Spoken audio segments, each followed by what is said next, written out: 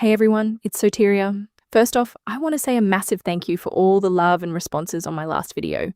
You guys have given me so much fuel for this YouTube channel and everything I'm planning next.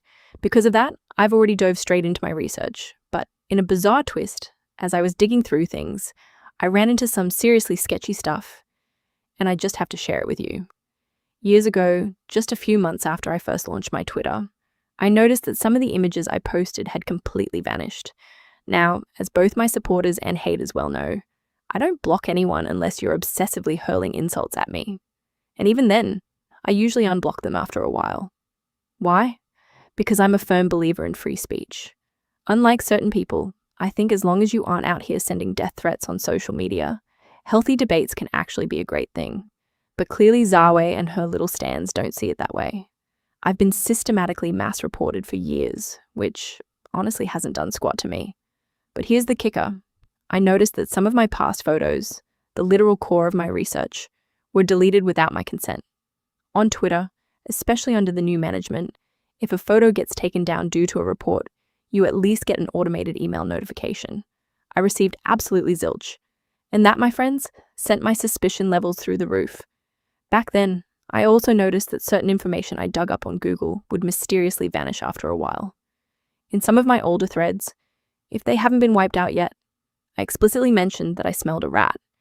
And that rat pointed straight to Zawe and her dad. As you all know, Zawe's dad worked for the BBC. But since Zawe loves spinning the narrative that her dad was just a humble teacher, people picture some average middle-class school teacher. In reality, after a brief stint in teaching, her dad spent years working with the BBC and Channel 4. The man is heavily plugged in, with deep knowledge and serious clout in acting, cinema, and broadcasting. Zawe, aka Daddy's little girl, has been riding the coattails of his connections for years. So honestly, pulling a few strings to scrub my post off the internet probably wasn't a heavy lift for her. But that's not her only parlor trick. Back when I was actively writing, when her first baby was still tiny, whenever I picked a specific topic to analyze, lo and behold, a magically candid photo fitting that exact narrative would drop right after. She was even tailoring her interviews to counter my takes. So it's safe to say her PR machine and her dear old dad were working overtime, trying to salvage her image with this carefully manufactured, devoted mother persona. Yet, what's absolutely tragicomic is this. While Zawe is busy scrubbing every trace of her past, her public residency records, that UK site where you can see exactly who lives in which house, and cold, hard receipts about her relatives, she hasn't lifted a single finger to take down photos where her own child's face has been repeatedly exposed all over the internet. I guess everyone plays the game based on their own interests, huh? While my only goal is to be as transparent as humanly possible with you guys, for Zawe, safeguarding her brand, hiding her shady connections to elite pedophile rings, and covering up her powerful lineage clearly takes priority over her own child's privacy. Talk about a massive plot hole for someone who goes on endless talk shows, virtue signaling, and playing the ultimate selfless, doting mother. What do you guys think? Drop your thoughts in the comments.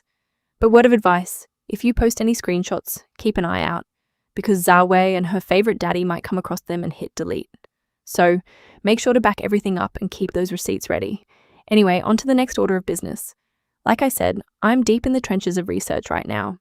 Zawe is definitely going to hate this, but alongside the threads she managed to wipe from my Twitter, I am currently cooking up a much longer deep dive expose video.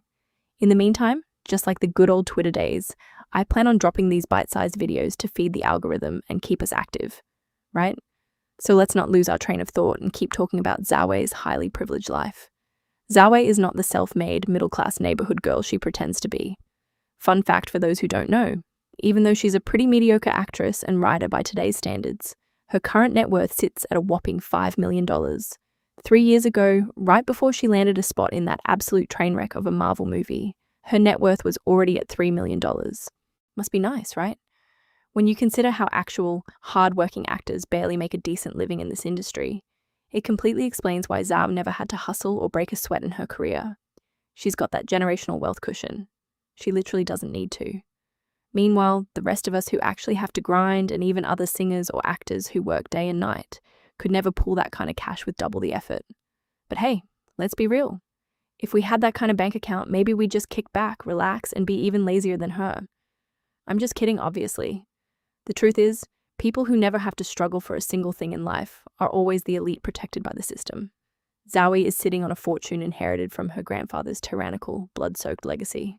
That's why she can easily pop out 2 kids and market a fundamentally toxic, fractured relationship as the ultimate modern romance blueprint. I guess certain genetic traits and image control games run deep in the bloodline. But what boggles my mind the most is this. Why would someone trying to climb the Hollywood ladder suck up to dark, twisted figures whose names are literally plastered all over the Epstein documents? Even a toddler with the weakest instincts can sense pure evil. If you have an ounce of empathy, or if your morality isn't bought and paid for, you do not rub shoulders with that crowd. Yet, right before the Marvels hit the big screen, Zoe scrubbed her entire Instagram overnight, wiping away every shred of photographic evidence linking her to that disgusting pedophile elite circuit, turning her profile into the sterile, wholesome feed you see today. Quite the magical illusion, isn't it? But I'm genuinely curious. While Zoe is busy virtue signaling about Palestine and hopping on other global causes just to use them as a performative shield, is she still meeting up with her old Epstein list buddies behind closed doors? What do you guys think? Honestly, for someone who values her personal clout and public image more than her own child's safety, it wouldn't shock me at all if she's still keeping tabs on those people. Unfortunately, no matter how flawless of a doting mother and activist costume you put on, a filthy past isn't that easy to bleach. Anyway, that's all for today, guys. While grinding away on the big expose video, I felt the urge to get these suspicions off my chest and drop this little filler. So, do me a favor and smash your thoughts down in the comments below. Don't worry, we're all about mature, civilized discussions here, and my door's always open. If you're worried about getting targeted by the toxic stan armies, rest assured I will back you up 100% in the comments section. And hey, if you're too shy to post under my YouTube video, just slide into my Twitter DMs, look up my handle, and I'll be right there. Love you guys, have an amazing day. See you in the next video with brand new, piping hot receipts.